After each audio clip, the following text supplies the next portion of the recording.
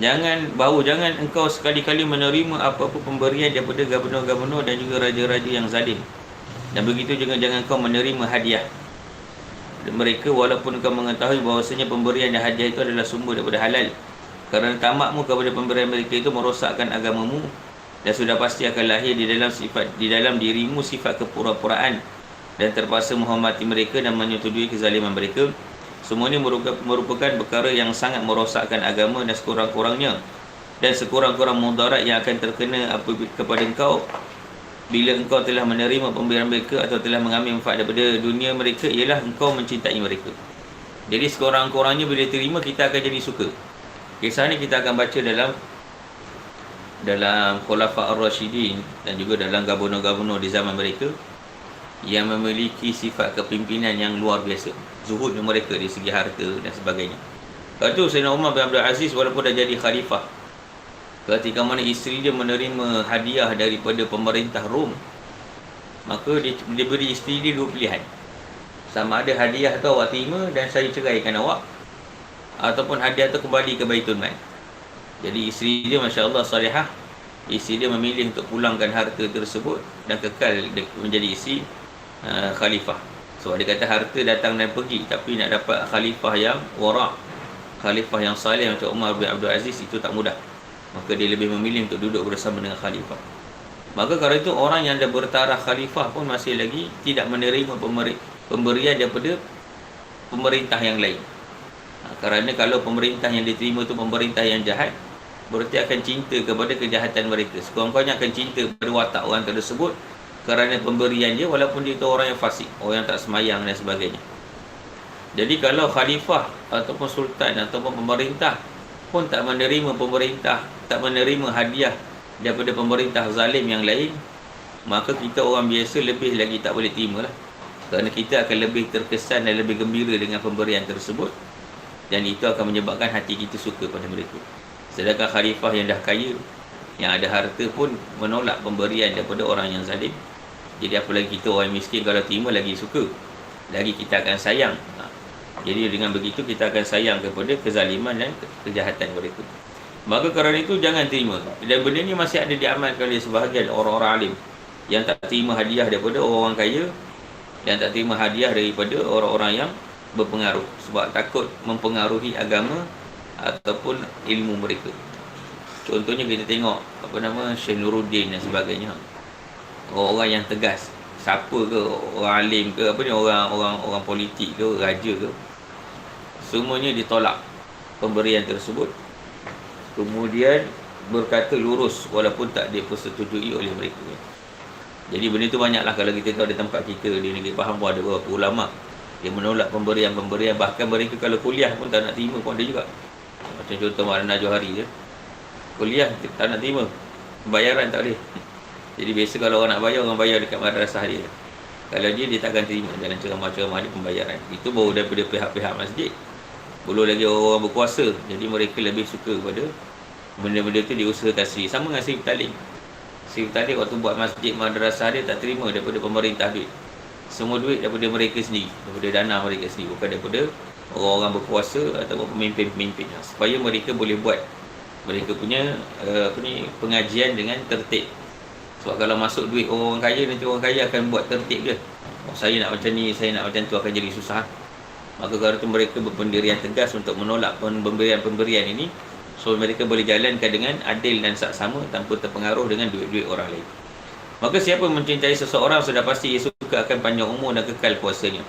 Dan di dalam kau mencintai kekal kuasa si zalim itu, bermakna kau menghendaki kerosakan dan kezaliman itu terus berpanjangan di atas muka bumi ini terhadap makhluk-makhluk Allah Ta'ala, dan juga bermakna kau menghendaki kerosakan di dalam dunia ini. Maka akankah ada lagi di sana satu perkara yang lebih merosak agamamu selain daripada perkara ini? Begitu. Jadi bila mana kita orang agama ataupun faham agama ataupun belajar agama, nakkan orang-orang zalim berkuasa, berarti mereka akan merosakkan agama kita, dan akan merosakkan agama orang lain, dan akan merosakkan kita, dan akan merosakkan orang lain. Maka kerana itu mencintai orang zalim adalah benda yang paling merosakkan agama bagi Imam Al-Ghazali. Dan janganlah kau tertipu, dan sekali lagi jangan pernah kau tertipu dengan godaan syaitan dengan perbuatan sebahagian orang yang mengatakan, dengan perkataan sebahagian orang mengatakan bahawa yang lebih baik dan lebih utama adalah kau ambil sahaja wang dinar, dirham daripada mereka, lalu engkau bahagi-bahagikan uang itu di kalangan fakir dan miskin. Kalau tidak, maka mereka nanti akan membelanjakan wang tersebut untuk berbuat kefasikan dan kemaksiatan. Maka lebih baik ambil sahaja wang itu dan kau sedekahkan dan kau bahagikan kepada orang-orang lemah. Maka jangan kau tertipu dengan perkataan yang seperti ini, kerana sebenarnya syaitan telah menjerumuskan banyak orang dengan tipu daya ini. Dan hal ini telah kami terangkan dengan panjang lebar dalam kitab Ihya Ulumuddin, dan hendaklah kamu rujuk di sana. Begitu. Kerana ada orang dia begitu, dia beri alasan, adalah kita ambil je dulu, nanti kita sedekah lah. Sebab kalau kita tak ambil, nanti duit itu dia buat benda lain. Dia mula-mula dia belajar dengan terima dulu. Lama-lama hati akan jadi suka sebab selalu menerima. Lama-lama sebahagian dia itu kita akan anggap, dia kan duit kita. Jadi tak sedekah semua pun tak ada masalah, boleh je nak pakai sikit. Lama-lama kita mula seronok dengan pemberian. Lama-lama kita mula pakai sedikit atas nama hak. Lama-lama benda itu jadi terbiasa. Dan tanpa kita perasan, kita cinta dengan pemberian tersebut, cinta kepada si pemberi, dan menggunakan duit tersebut untuk hawa nafsu lagi. Bukan lagi nak digunakan kepada kebajikan, sedekah dan sebagainya. Dan benda itu akan masuk pelan-pelan. Dia virus dalam maksiat. Dia tak akan jadi terus, dia tak akan sedebut terus. Dia akan masuk secara berperingkat, dan dia akan masuk secara perlahan. Bahkan dia akan masuk dengan jalan yang halal, dengan jalan yang nampak baik. Begitu. Orang tak akan tiba-tiba jadi ujuk, takkan tiba-tiba jadi sombong. Mesti ada peringkat dia. Dia akan mula-mula jadi rasa nak buat baik, akan jadi suka kepada kebaikan, akan duduk dalam suasana yang baik, akan bergaul dengan orang-orang yang baik, akan buat amal-amal yang baik. Nanti perlahan-lahan mula rasa diri baik, mula rasa orang lain tak baik, mula rasa orang tak elok, mula rasa diri mulia, maka ujuk dan sombong pun masuk. Jadi ujuk dan sombong dia bukan sedebuk tiba-tiba jadi ujuk sombong, dia mesti ada modal dia. Begitu juga benda-benda yang lain. Semua keburukan, sama ada penyakit hati zahir ataupun batin, semuanya bermula dengan sesuatu, sama ada itu dengan jalan yang halal ataupun dengan jalan yang haram. Dia tipu helah syaitannya halus. Kerana itu syaitan nak jadikan kita suka dengan dunia, dia tak jadi suka dunia tiba-tiba. Dia akan rosakkan orang-orang alim, dia akan rosakkan hati kita dengan berbagai tipu musyiat. Itu kisah yang pernah saya ceritakan tentang ikhlas. Bagaimana satu orang alim nak tebang satu pokok yang menjadi sembahan masyarakat. Bila dia nak tebang, ada satu orang pemuda tahan. Jadi kata pemuda tersebut, kenapa nak tebang pokok ni? Dia kata pokok ni orang sembah, jadi saya nak tebang. Dia kata jangan tebang, pokok ni milik aku. Maka dia bergaduh-gaduh. Orang muda tu kalah, orang tua ni menang.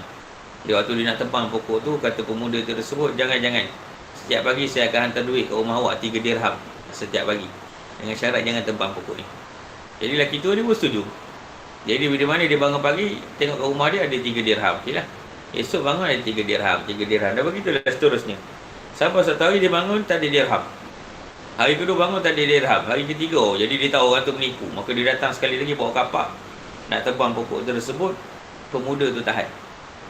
Jadi kata engkau ni mungkin janji. Jadi akhirnya gaduh-gaduh, mereka pun bergaduh dan pemuda tu menang. Orang tua tu kalah. Jadi orang tua tu pelik, kenapa saya boleh kalah? Maka pemuda tu ketawa terbahak-bahak. Dia kata aku adalah iblis, kata. Jadi aku iblis nak halang kau daripada menebang pokok ni, sebab pokok ni menyebabkan orang syirik kepada Allah. Kali pertama kau datang dahulu sebab kau nak tegakkan tauhid. Kau marah orang-orang sembah pokok tak sembah Allah. Jadi niat yang lurus tu menyebabkan aku tak boleh nak menang lawan dengan kau. Tapi kali ni kau datang sebab kau marah duit tak dapat. Bukan kau marah sebab pokok tu orang sembah. Jadi sebab tu bila kau lawan aku, kau kalah. Jadi nak tunjukkan di sini bahawa syaitan halus je. Walaupun kita masih perbuatan yang sama, masih lagi nak menebang pokok, tapi niat dan matlamat tu syaitan boleh ubah. Jadi bila-bila masa saja bila kita terima pemberian, tanpa kita perasan, bila-bila masa saja niat kita boleh lari. Daripada kononnya nak sedekah kepada fakir miskin, akhirnya akan digunakan kepada nikmat dan kesenangan. Wallahu a'lam.